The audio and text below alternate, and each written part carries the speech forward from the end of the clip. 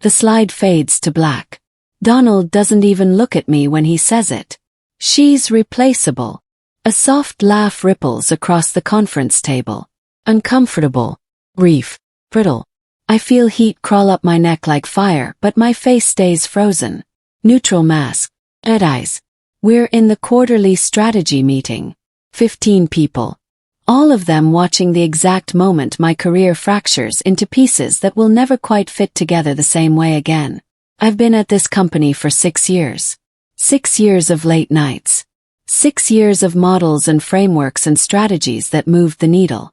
I built the financial modeling system that generated $5.2 million in new revenue. That's not an estimate. That's a tracked, measured, verified number. That strategy sitting on the screen behind him, the one with his name subtly implied in the header, that's mine.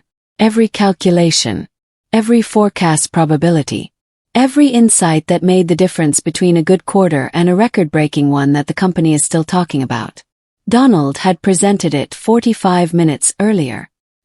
He used words like my vision and my leadership initiative and my strategic framework. He didn't mention me once, not even as a supporting note. I raised my hand to clarify a methodology point, something I'd designed, something only I fully understood the nuances of. That's when he said it. She's replaceable. Not angry, not even confrontational. Just casual, like swatting an insect, like I was something barely worth noticing. The CFO stares at her coffee like it contains the secrets of the universe. The VP of Operations checks his phone with the intensity of someone receiving an urgent message that doesn't exist. The Chief Strategy Officer looks at the table like it suddenly matters more than anything else in the world. No one defends me. No one even flinches. I understand immediately. Silence is permission.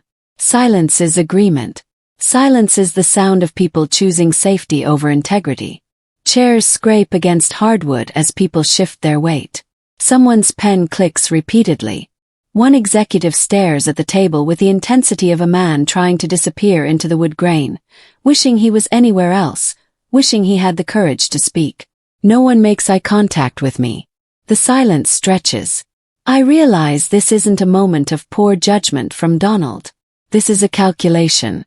He just tested the water in front of 15 witnesses, and the water is warm.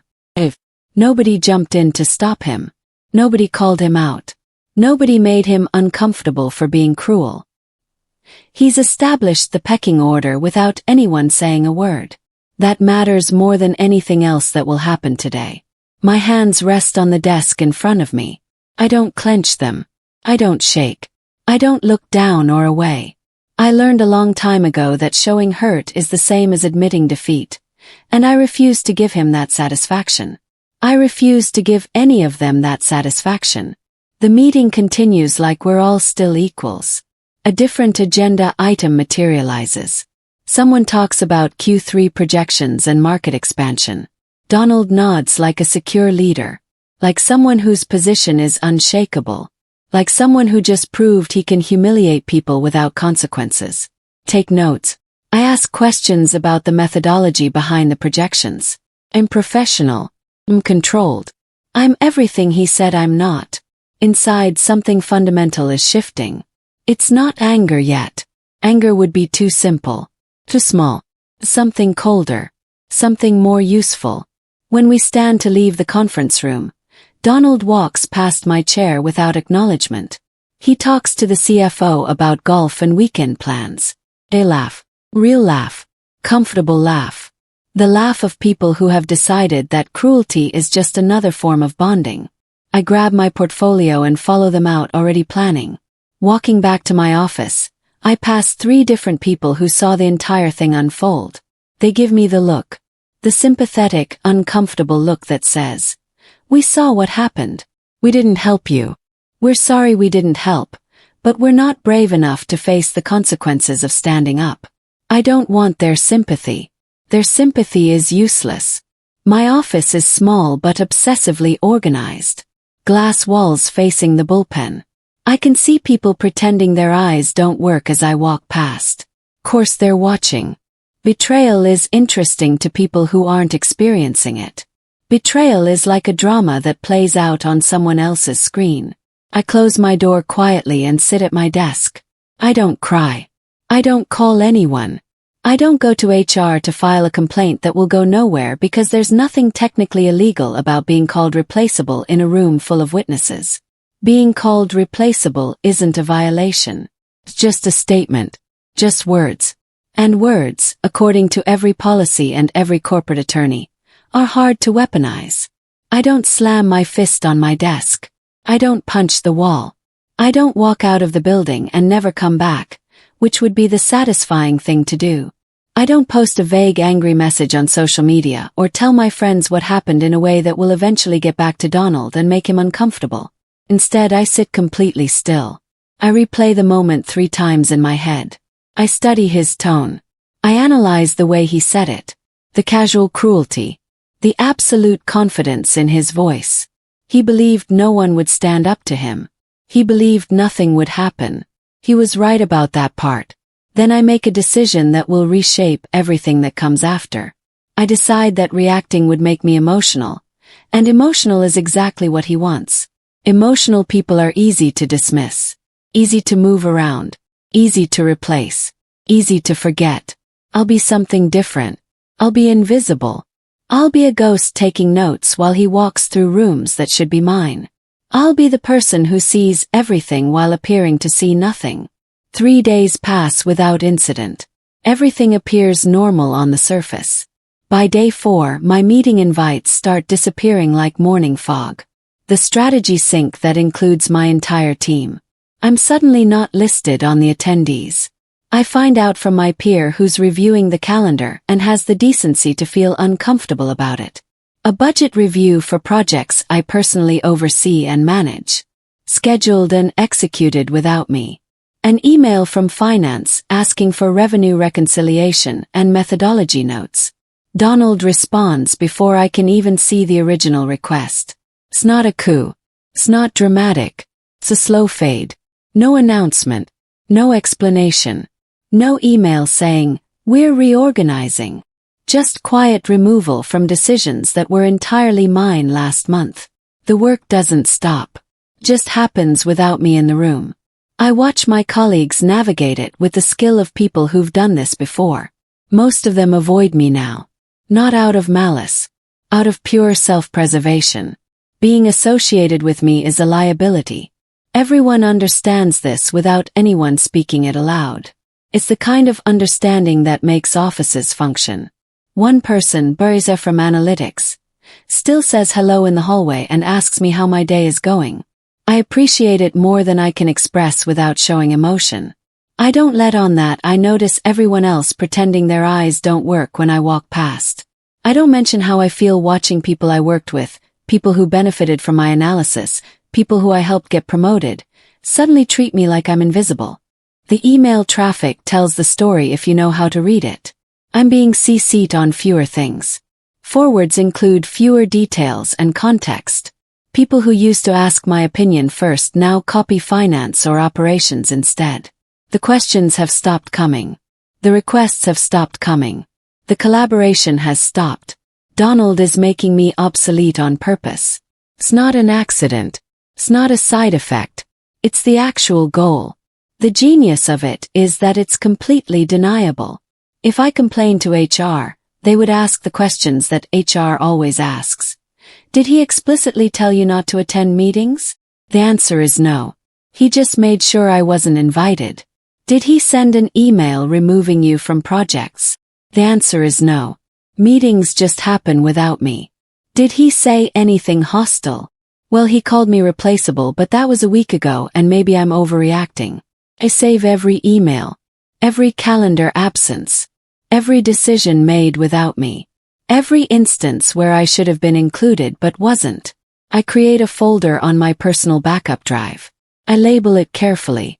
I'm beginning to understand that this isn't just about one cruel comment in a conference room. This is about erasing me entirely. 2 weeks in. A new presentation deck circulates to leadership. The subject line reads, Q3 Strategic Implementation Framework, Driving Results. I open it with a strange feeling in my stomach. Every template is from my original design. Every insight is my analysis written in my voice. Every number is calibrated by my model and my calculations. The color scheme is the one I created. The headers are my structure. The methodology section is literally copied from my work. But the cover page says, Strategic Framework Initiative, Donald Chen Leadership Vision.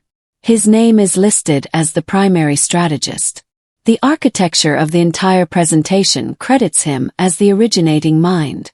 I read it through twice, then 3 times, checking page numbers and metadata like the numbering will somehow change the authorship. Like there's some mistake. Like maybe I'm misremembering who actually built these models. Doesn't.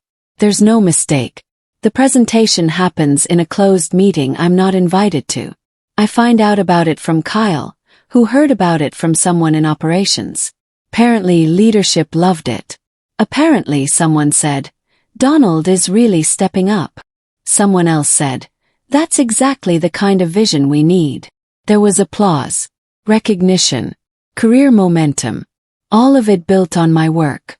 All of it flowing upward with his name attached. I keep my hands still when I hear about it. I don't call Donald and demand an explanation. I don't send an email marked for the record with my concerns. I don't stage some dramatic moment in his office where I confront him about theft. All of that would be what he expects.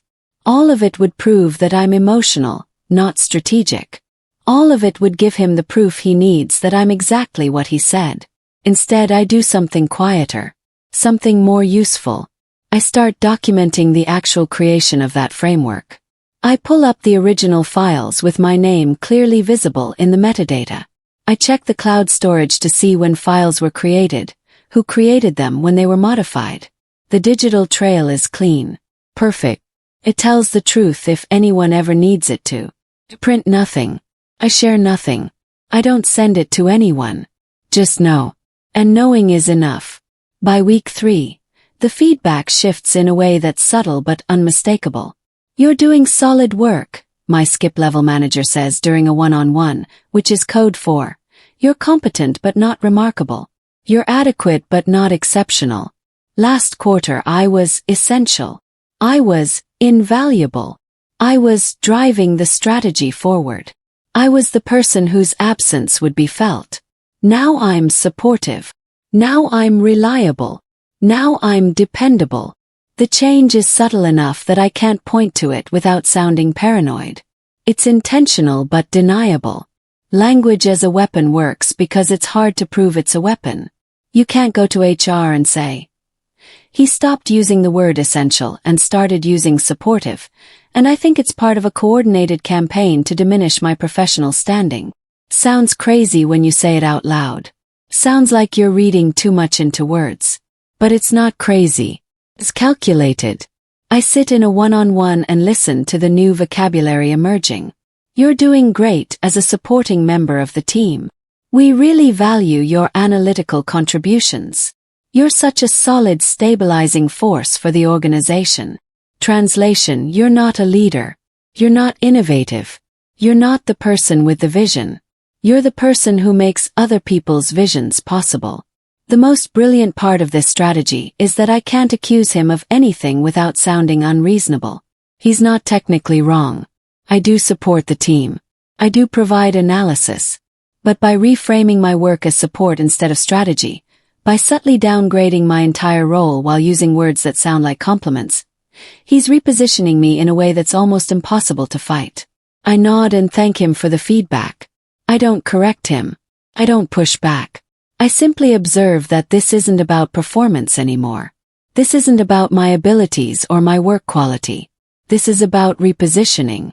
He needs to be the hero, which means I need to be the sidekick, the support, the stabilizing force. I wonder how far he'll push it. I wonder what the end goal actually is. I'm reviewing archive dashboards from last quarter. Routine maintenance that's technically not my job anymore, but that I do anyway because some habits die hard when I notice something that makes my breath stop. The revenue attribution has changed. $5.2 million marked as New Market Strategy Implementation. The creator listed as a generalized department label. No individual name. No personal credit. But the edit history tells me exactly when it happened. 2 weeks after Donald called me replaceable in that conference room. And who did it? Donald. He literally rewrote the record. Not the work. Not the results. Not the strategy itself. The historical record of who did it. My hands go cold looking at the timestamp. This is different from the presentation. The presentation was him taking credit. This is him tampering with company data. With accuracy. With truth. With a permanent record. I don't panic. I don't call legal immediately. I don't raise my hand in the next meeting and make an accusation that would sound paranoid without context. I don't do anything that would alert him. Instead, I take a screenshot. 3 of them. Different angles. Different sections of the edit history. I save them in a folder labeled Financial Reconciliation on my personal backup drive. I say nothing to anyone. 3 days later, finance flags a missed projection. The quarterly forecast was off by 2.3%. Small in the scheme of things, but finance notices everything. Someone has to explain why the model underperformed. Donald has a meeting with the CFO. I'm not invited, but I find out through email that he's blaming my methodology.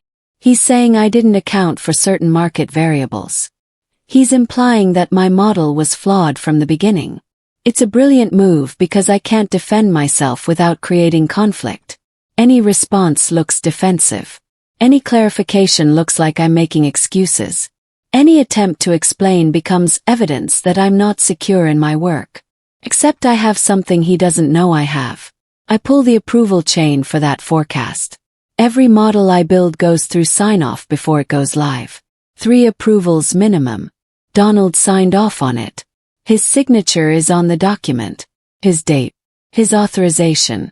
His confirmation that the methodology was sound and the forecast was reasonable. I don't share it with anyone. I don't send it to finance. I don't email the CFO. Save it. I actually print it on paper. Old school. And I file it in a folder in my locked desk drawer with a label that says, Revenue Methodology, Approval Records. It's not evidence yet. Just insurance. The CFO's tone with me shifts after that meeting. Slightly less warm. A little more distant.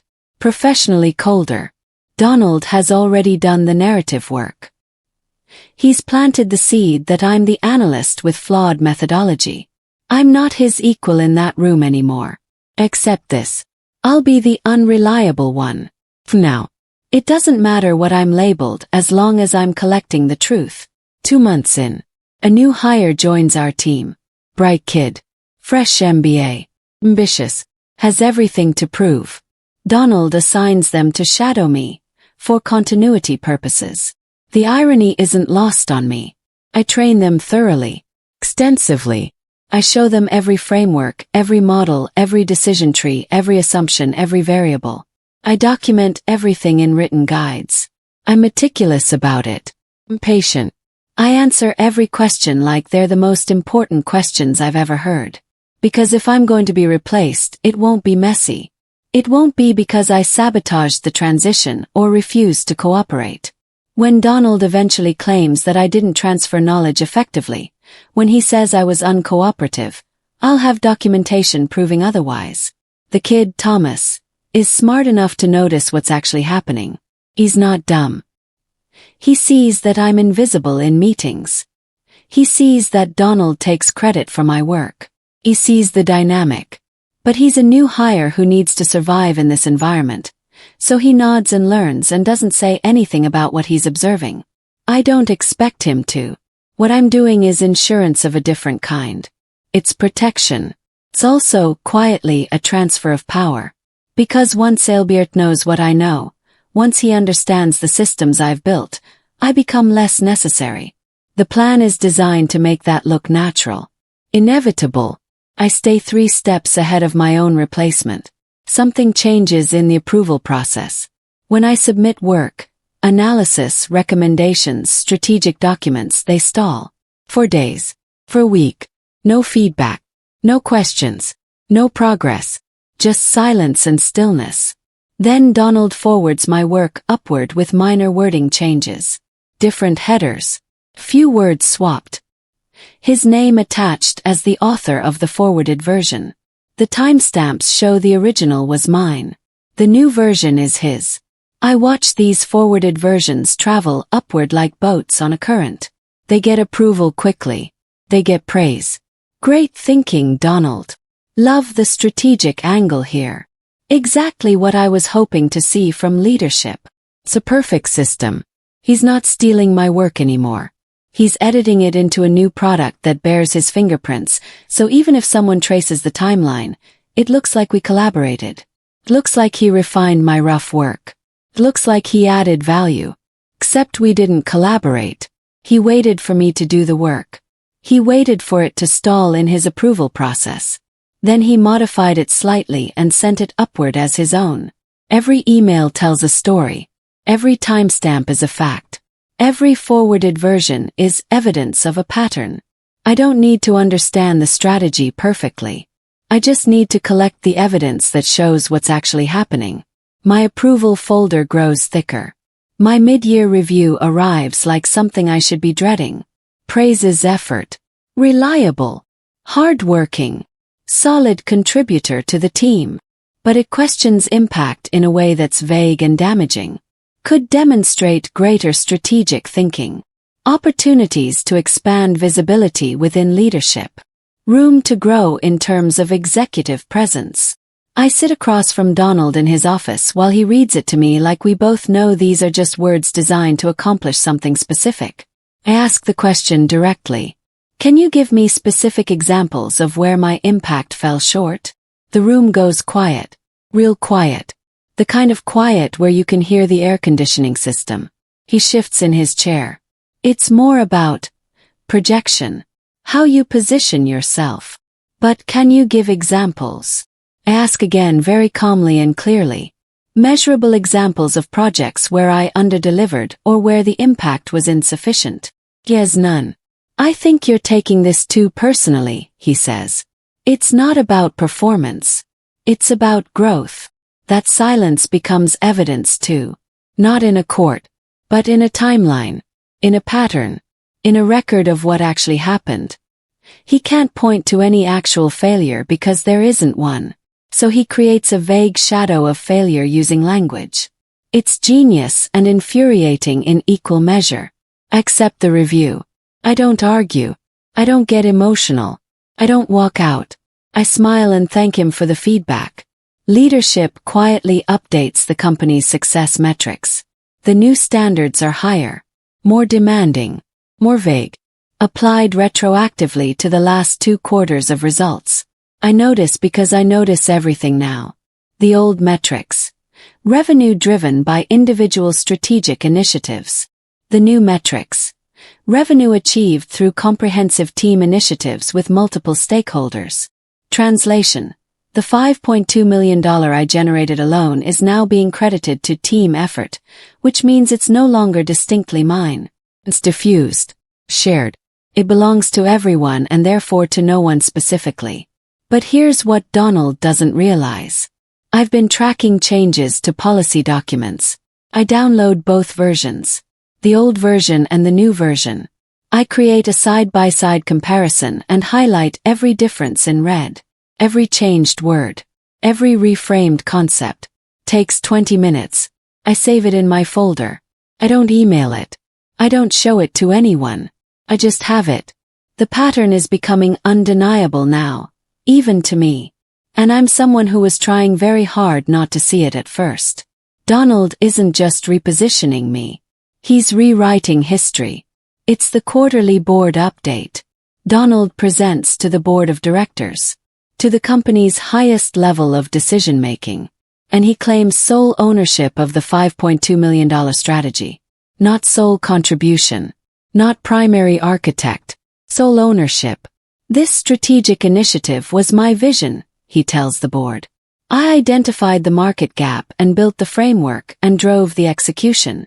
Legal is copied on the email transmitting his update. I read it 3 times, then 4 times. I don't respond.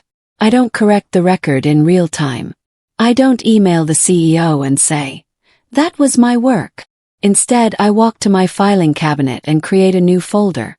I label it simply Board Update. I print the email. I save the PDF. I add it to my archive. The folder in my drawer is thickening now. Has weight. Has substance. It has the density of facts accumulating. I'm not angry anymore. Anger is what he wants. Anger makes people stupid. I'm something else now. I'm patient.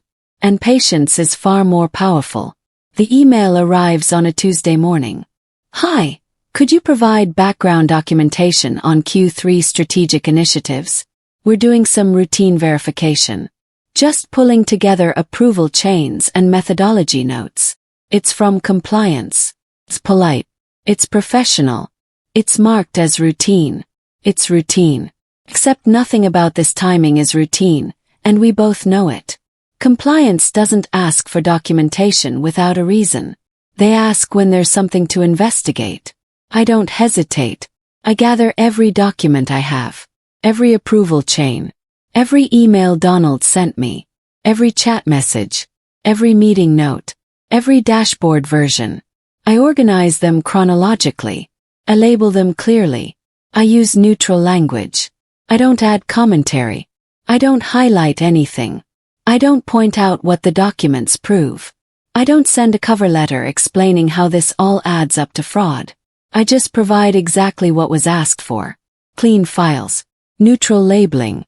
Facts without interpretation. The email I send back is 2 sentences.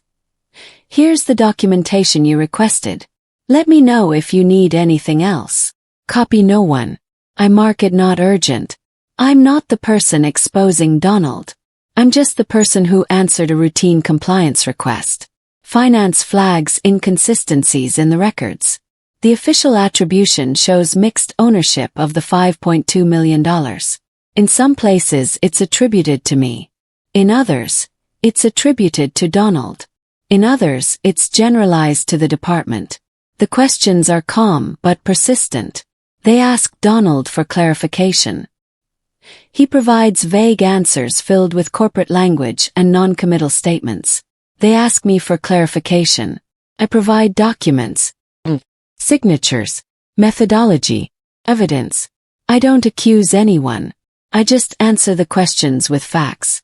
Finance's tone with both of us starts to shift. They're professional, but there's an edge now. The edge of people who are starting to see an inconsistency they need to resolve.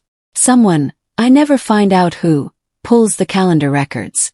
They map out decisions that were made by leadership. Strategic approvals. Budget allocations. All the big moves in Q3. Then they cross-reference it with who was actually in the meetings. The calendar record shows decisions made without the required approvals. Decisions where the person responsible should have been included but wasn't. My archived invites show exactly when I was deliberately excluded. The timeline is impossible to deny. Compliance conducts interviews. They talk to me separately in a conference room. They talk to Donald separately in a different conference room. They talk to the CFO, the strategy team, finance, and anyone else with context. My timeline aligns perfectly with my documentation. Donald's timeline has gaps, inconsistencies. He contradicts himself about when certain decisions were made. The colleagues they interview describe events the same way I do. Not because I coached them. Because that's what actually happened. Legal uncovers an old email. It's from 3 months before Donald called me replaceable. Before the presentation. Before any of this started. In that email, Donald explicitly credits me for the strategy framework. He writes, Sarah's analytical work here is exceptional. Her methodology will be the foundation of everything we do going forward. She's a critical asset to this organization. He's showing the email around to people. Proud of being far-sighted enough to recognize talent. That was before I challenged him in a meeting. Before I asserted myself. Before I reminded him that I was more than just support. The timestamp is damning. Legal highlights it in their report. The word replaceable resurfaces. Someone quotes it directly in a leadership conduct memo. The word is cited as dismissive, retaliatory, and unnecessary. The memo goes to HR. HR has now been involved. HR, which is a very different thing than just office politics. Finance stress tests both models. And the revised version Donald created after he took over the strategy. My original model holds under scrutiny. It accounts for variables. It's conservative where it should be. It's aggressive where it can be. It's balanced and realistic. His revised projections collapse under scrutiny. They made assumptions that don't hold. They optimized for short-term gains without thinking about long-term sustainability. They're wrong. No one needs to raise their voice about this. The numbers speak. I'm asked to explain the sequence of events. I sit in a room with legal, compliance, and an external investigator the company brought in. You speak slowly. Only. Don't rush. I don't get emotional. I don't raise my voice or become defensive. I let the documents answer first. Then I explain what they mean. Then I answer questions. I am the opposite of Donald in every moment of this conversation.